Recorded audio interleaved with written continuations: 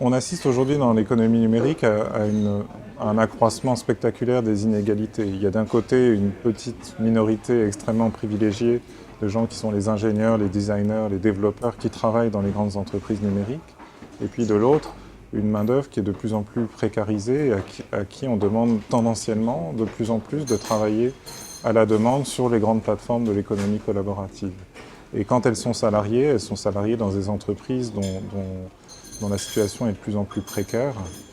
ce qui fait que le fait d'être salarié n'est plus du tout une garantie de pérennité et de sécurité de l'emploi dans l'économie numérique.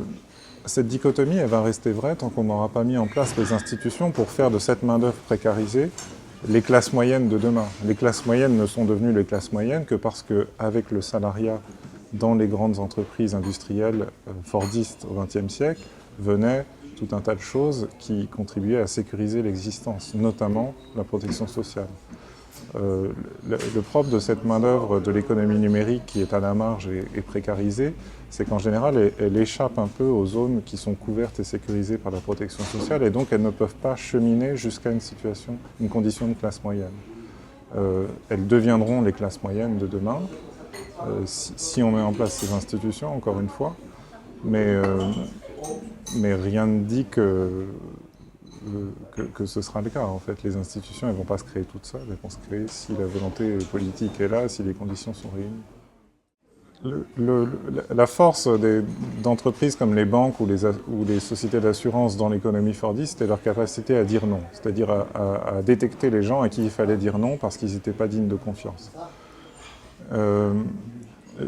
Du coup, quand ces entreprises découvrent les potentialités du numérique, notamment la capacité à collecter beaucoup de données et à profiler les gens de façon beaucoup plus fine, elles se disent, grâce aux données, grâce au big data, je vais pouvoir dire encore plus non. Et ainsi resserrer ma clientèle sur des gens de plus en plus riches et de plus en plus bien portants.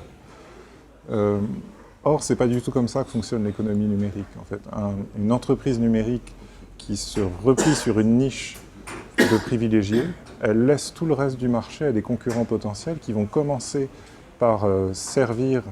les gens moins privilégiés, des utilisateurs moins privilégiés, et acquérir ainsi une vélocité, rentrer dans une dynamique de rendement croissant qui lui fera prendre à terme tout le marché. Et donc demain, en fait, l'enjeu pour des banques ou des assurances dans l'économie numérique, c'est pas d'utiliser les données pour dire non à ses clients, c'est d'utiliser les données pour